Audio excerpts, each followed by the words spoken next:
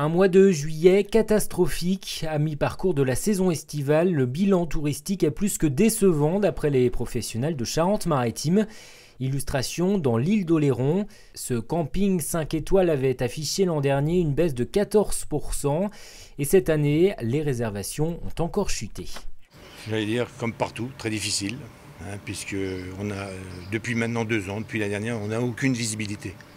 On avait de la visibilité en ce sens que on avait des réservations. Compte tenu de la crise, c'est du dernier moment. Ça c'est clair et c'est pour tout le monde pareil. Le site possède 200 mobil-homes mais une cinquantaine d'emplacements pour tentes et caravanes.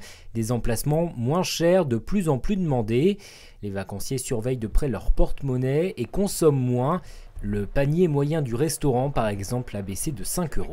On sent très nettement qu'il y a une baisse de consommation.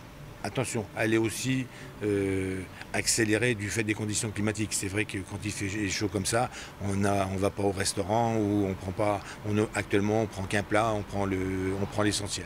Le soleil largement présent au mois de juillet n'a donc pas dissipé la morosité économique.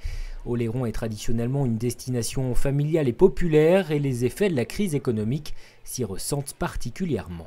Les Français sont un petit peu moins partis en vacances, mais en même temps, on voit aussi une évolution des comportements avec une négociation permanente des touristes qui sont en recherche de prix et de prix attractifs. Et ils n'hésitent pas effectivement à contacter que ce soit les hôteliers ou les campings et à négocier le prix de la chambre de la nuitée. Donc c'est la négociation permanente. On est bien dans la crise. Août s'annonce meilleur, c'est le mois le plus fréquenté en Charente-Maritime, essentiellement par les Français. Une saison qui pourrait se prolonger fin août et septembre, moment où les prix des hébergements commencent à baisser.